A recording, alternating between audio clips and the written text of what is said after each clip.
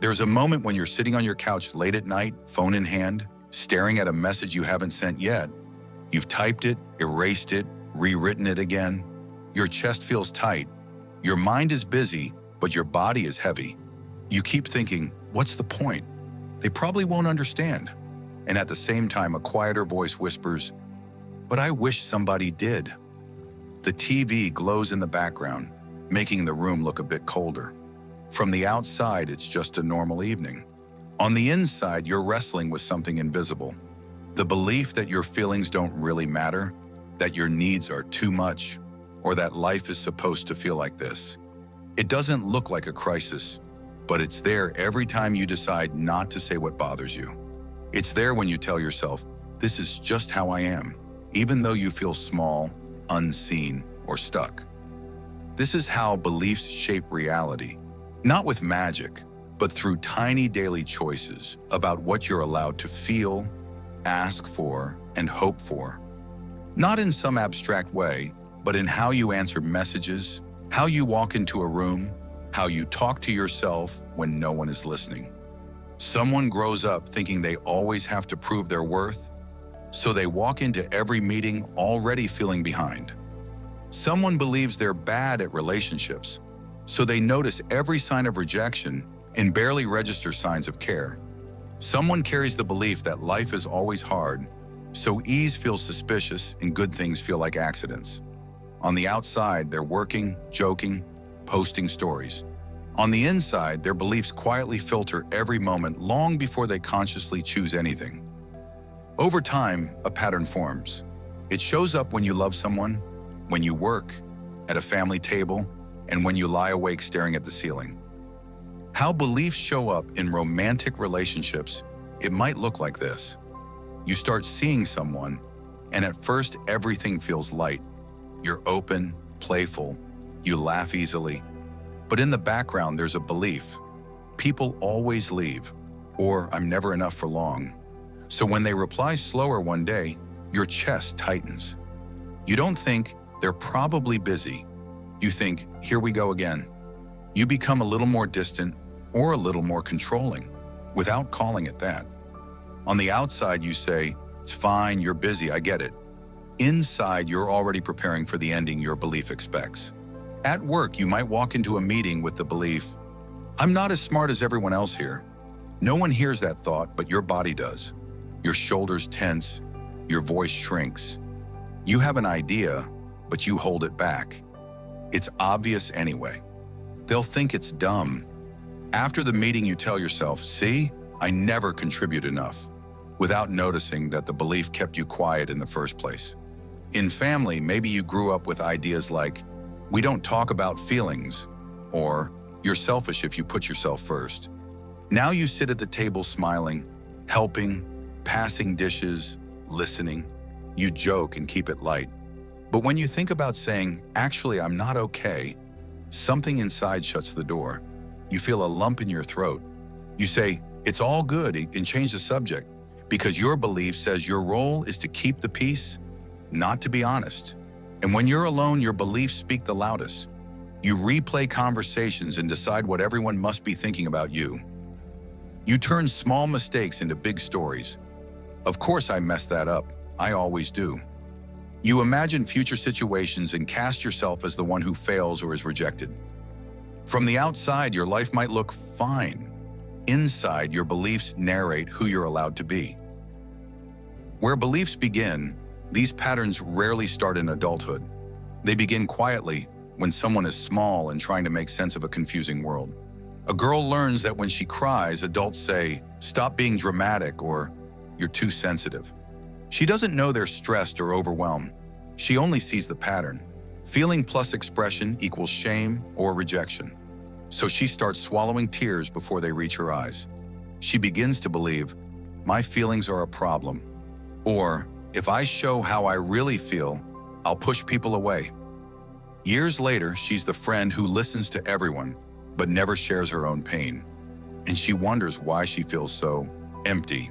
A boy is told real men don't cry, toughen up, stop acting like a baby. When he shows fear or sadness, he is mocked or ignored. So he pushes emotions down, tightens his jaw, holds his breath. He learns that being strong means being numb. He comes to believe, if I need help, I'm weak. Or if I show vulnerability, I'll be laughed at. As an adult, he struggles to ask for support and feels uncomfortable when others are emotional. Another child grows up in constant financial stress. The language at home is about getting by, not expecting too much, just surviving. Hope doesn't feel safe. This child may begin to believe, life is just hard and good things are for other people, not for me. Later, when opportunities appear, they feel suspicious, not excited. They tell themselves something will go wrong and often step back before they even try. In many families, there are unspoken rules.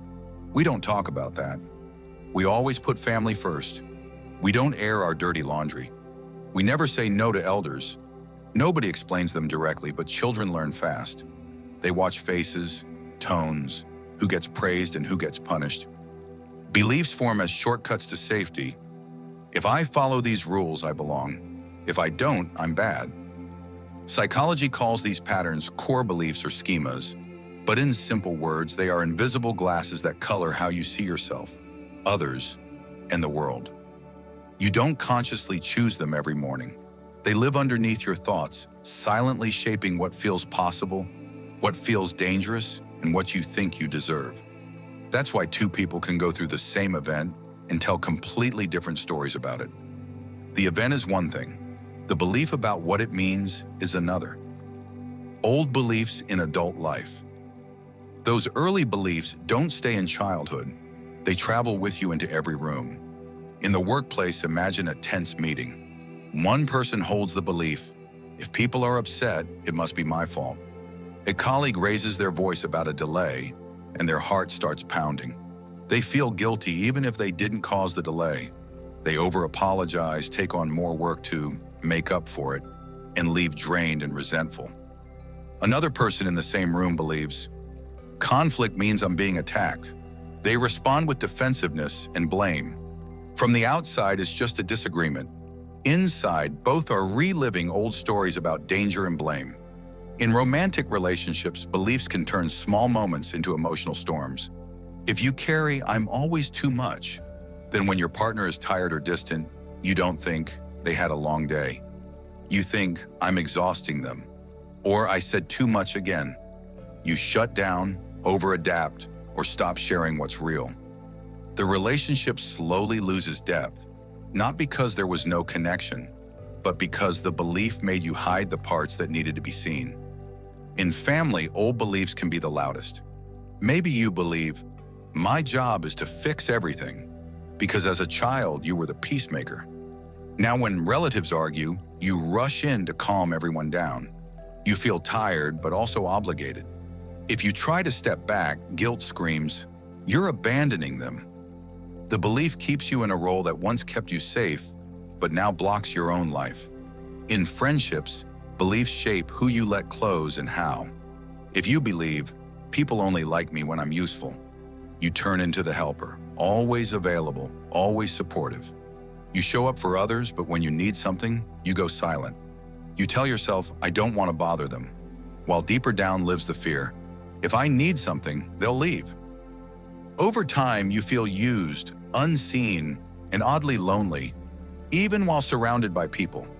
Inside your mind, the consequences are often the harshest. Your inner voice sounds like a strict, tired parent. Of course you messed that up. Don't get your hopes up. Why are you like this?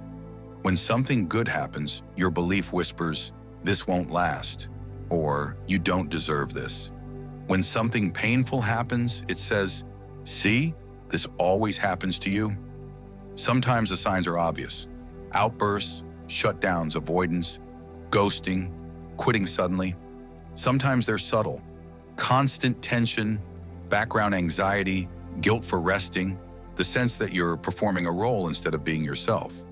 At some point, you catch yourself asking, why do I keep doing this? Why do I keep choosing the same kind of partner? Why do I freeze when I need to speak up? The answer is rarely that you are broken. More often, an old belief is still running the show, trying to keep you safe, even if that safety now looks like staying small or stuck. the hidden messages in difficult feelings. It's easy to see your beliefs as enemies or problems to fix. But even the uncomfortable parts carry important messages.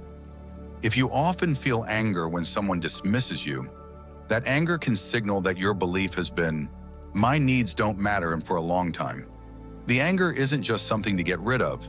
It's a voice saying, "I'm tired of being erased." If you feel jealousy when you see someone living freely or lovingly, that jealousy may reveal a belief like, that life isn't possible for me. The jealousy hurts, but it also points to a deep desire, a part of you that wants more than your current story. If you feel numb, disconnected, or bored, that numbness can be a sign that your system is overloaded. Beliefs like, "I have to be strong all the time," or "rest is lazy," can push your body into shutdown just to survive.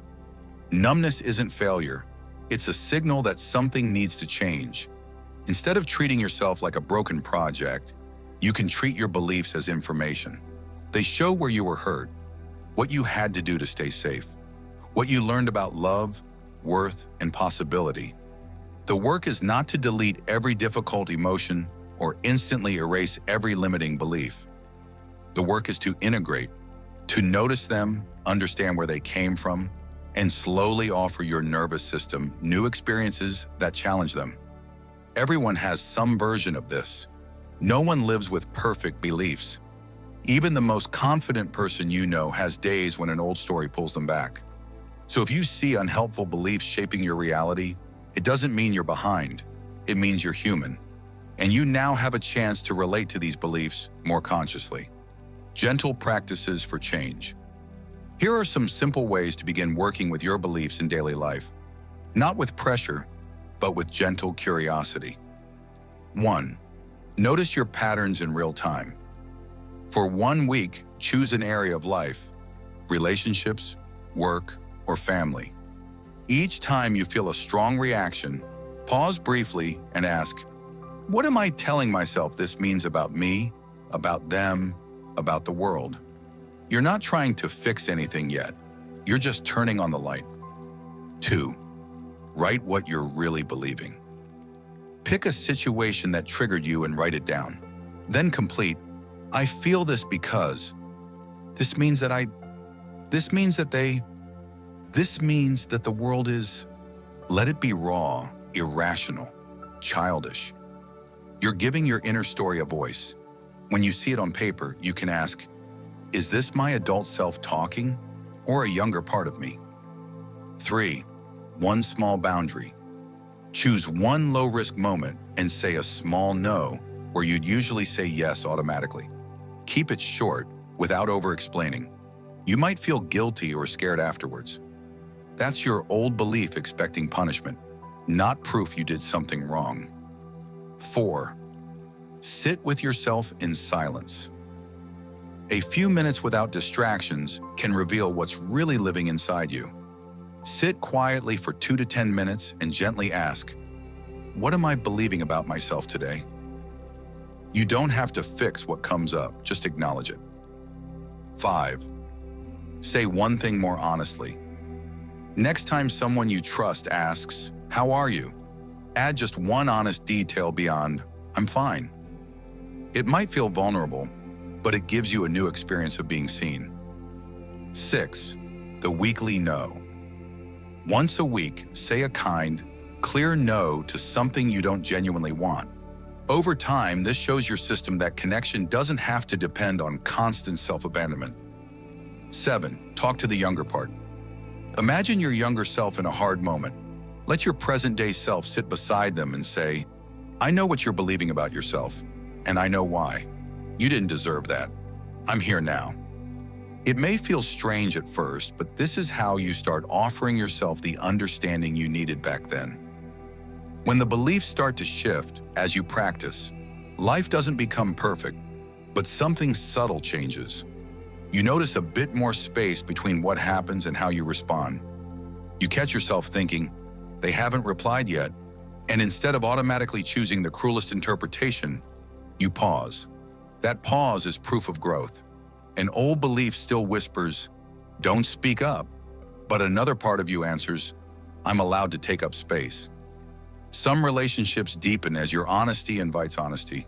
Some fade because they depended on you staying small or always available. It can hurt, but it also clears room for connections that can hold the real you. Inside, you feel a little less like you're pretending. The gap between your outer life and inner world becomes smaller. You still have insecurity and doubt, but you no longer treat them as proof that you're broken, just as part of being human. You begin to notice your small wins. The no you said, the honest sentence you shared, the moment you didn't blame yourself for someone else's mood. Each of these moments is a tiny crack in an old belief, letting light in. Back to the couch. So let's return to that scene, you on the couch staring at the message you're afraid to send. Before, you might have deleted it, called yourself silly, and swallowed your feelings. The belief would win by default. My needs don't matter. No one will understand. Now something is different. You still feel the tightness in your chest. You still hear, "Don't bother them. This will ruin everything." But you recognize it. Oh, this is that old story again.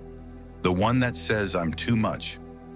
Maybe you take a few breaths and ask, what am I really believing right now? And is that the only possible truth? Maybe you imagine your younger self sitting beside you, terrified of being rejected, and you rest your hand over your heart. I know you're scared, but we're not as powerless as we used to be. Maybe you send a gentler, honest version of what you feel. Maybe you decide to wait and talk in person. Maybe you realize that tonight, what you need most is to be with yourself kindly before reaching out to anyone else. The specific action matters less than the fact that you are no longer on autopilot. You're choosing from awareness, not just reacting from old programming. Your beliefs are no longer invisible rulers of your life. They become something you can notice, question, and gradually update. They stop being a curse and start becoming a map, showing where you've been and where there is room to grow next. You don't have to transform overnight. You don't have to be fixed to be worthy of love, rest, or joy. You can begin with small daily choices, one honest sentence, one boundary, one quiet moment where you choose to stay with yourself instead of running away. In those ordinary moments, you're already shaping your reality from the inside out. Not by pretending to be positive, but by slowly choosing beliefs that honor who you truly are.